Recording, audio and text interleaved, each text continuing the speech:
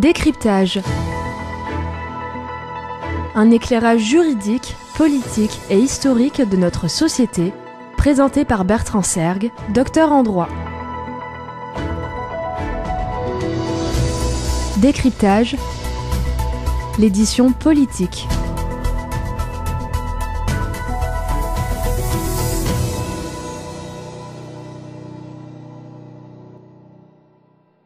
Décryptage de la présidence de Charles de Gaulle. Nous commençons une nouvelle série de chroniques consacrée à l'étude des présidents de la Ve République française. Aujourd'hui, nous nous intéressons au premier chef de l'État sous notre régime républicain actuel, à savoir Charles de Gaulle, ayant exercé la fonction suprême de 1959 à 1969. C'est au sein d'une famille profondément catholique et patriote que Charles de Gaulle voit le jour à Lille le 22 novembre 1890. Il est le troisième des 5 enfants d'Henri de Gaulle et de Jeanne Maillot. Son père est professeur de lettres et d'histoire, sa mère s'occupe des enfants au domicile familial. Charles de Gaulle a 3 frères et une sœur. Xavier et Jacques, ses 2 frères, furent d'ailleurs gravement blessés lors de la Première Guerre mondiale. Son 3e frère, Pierre, et cela est peu connu, mourra d'un grave malaise en 1959. Charles de Gaulle tenta d'ailleurs en vain de le réanimer. Ce dernier était sénateur du RPF. Comme vous le savez, Charles de Gaulle était marié avec Yvonne Vendroux depuis le 7 avril 1921. De cette union naîtront 3 enfants, Philippe, Élisabeth et Anne. Le général de Gaulle, c'est d'abord une voix qui s'exprime à la radio de Londres le 18 juin 1940 pour lancer un appel à la résistance. L'honneur, le bon sens, l'intérêt supérieur de la patrie commandent à tous les Français libres de continuer le combat là où ils seront et comme ils pourront. Le destin de Charles de Gaulle se confond avec l'histoire de France. Il est un personnage majeur de par les actions qu'il a conduites au profit de son pays.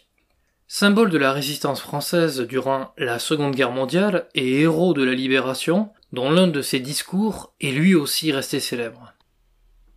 Paris outragé, Paris brisé, Paris martyrisé, mais Paris libéré. Charles de Gaulle est notamment à l'origine de la nouvelle constitution de la Ve République. Cette constitution, elle exprime la conception que ce personnage se fait de l'État et des prérogatives allouées au président de la République.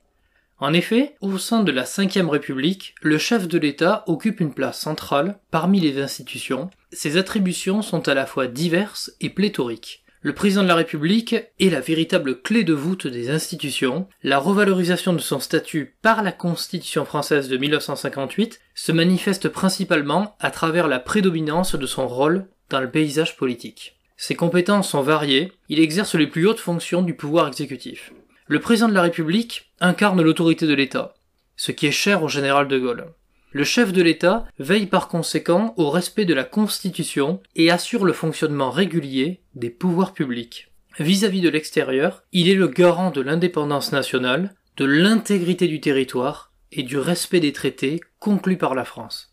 Le président de la République est également le chef des armées. Ce dernier dispose en conséquence d'un rôle prédominant vis-à-vis des questions de défense. Des critiques seront formulées à l'endroit du général de Gaulle, qui agit à l'image d'un monarque républicain. La présidence de Charles de Gaulle sera surtout marquée par un exercice présidentialiste et plébiscitaire du pouvoir.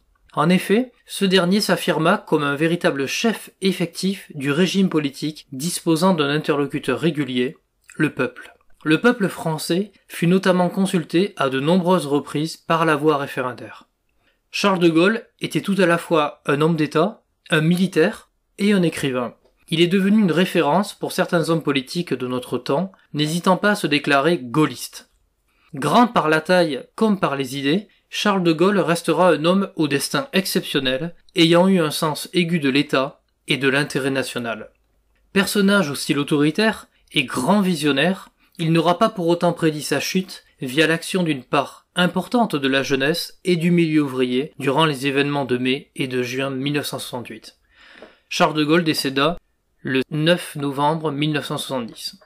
Si l'on devait dresser une liste des grandes décisions, des événements marquants sous la présidence de Gaulle, l'on citerait volontiers la création de la Ve République, comme nous l'avons dit avec la Constitution française de 1958, l'entrée de la France au sein de la Communauté économique européenne, la CEE, le 1er janvier 1959, ou encore le rapprochement de la France avec l'Allemagne fédérale, signant l'émergence du couple franco-allemand, voulu par De Gaulle. Il y a eu également une croissance économique forte, via la période des 30 Glorieuses, la création de nouveaux francs en 1960. Il faut ajouter également que l'élection du président de la République, elle est désormais réalisée via le suffrage universel direct en 1962. Cela a été voulu par De Gaulle et approuvé par les Français par la voie référendaire. De Gaulle permet également à la France de se doter de l'arme nucléaire, avec des essais notamment dans le Sahara, alors territoire français. Le général de Gaulle innove également avec les grandes et les toutes premières retransmissions à la télévision de conférences de presse en présence du chef de l'État, avec les dons oratoires qu'on lui connaît. Je citerai également l'adoption des accords d'Évian, le 18 mars 1962, conduisant à l'indépendance de l'Algérie. Un an plus tôt d'ailleurs, De Gaulle réussissait à contrecarrer un putsch à Alger organisé par plusieurs généraux français. Ce dernier s'exprima notamment à la télévision en ces termes. Au nom de la France, j'ordonne que tous les moyens, je dis tous les moyens, soient employés partout pour barrer la route à ces hommes-là en attendant de les réduire. J'interdis à tout Français et d'abord à tout soldat d'exécuter aucun de leurs ordres. Également, l'on doit à De Gaulle la création du Concorde en 1965, l'avion de ligne supersonique. En 1966, il y a également la sortie de la France de l'organisation du traité de l'Atlantique Nord, l'OTAN. Il y avait derrière cet acte la volonté d'indépendance de la France, et du général de Gaulle notamment, vis-à-vis des États-Unis d'Amérique. Entre 1963 et 1967, il y a le refus de l'entrée du Royaume-Uni au sein de la Communauté économique européenne par l'utilisation de nombreux vétos, notamment de la France. En 1967, Charles de Gaulle prononcera également un discours polémique à Québec, au Canada. Si l'on devait résumer les principales difficultés rencontrées durant son mandat, donc le mandat de Charles de Gaulle, nous pourrions parler de la personnification du pouvoir politique et la conduite de Gaulle jugé autoritaire par ses principaux opposants.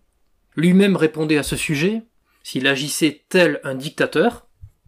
Est-ce que j'ai jamais attenté aux libertés publiques fondamentales? Je les ai rétablies.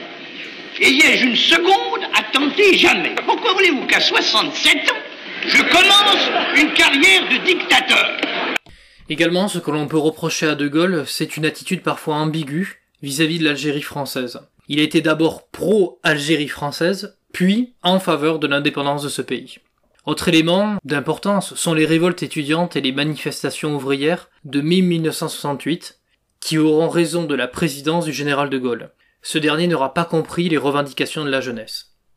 Voilà, j'espère que ce résumé du personnage de Gaulle, de sa présidence, ainsi que de ses grandes réformes, tous ces éléments ont été suffisamment clairs, et qu'au fond, vous m'ayez compris. Je vous ai compris! Eh bien, c'est parfait. Nous nous donnons du coup rendez-vous pour un prochain épisode consacré cette fois-ci à la présidence de Georges Pompidou, deuxième chef de l'État français sous la Ve République.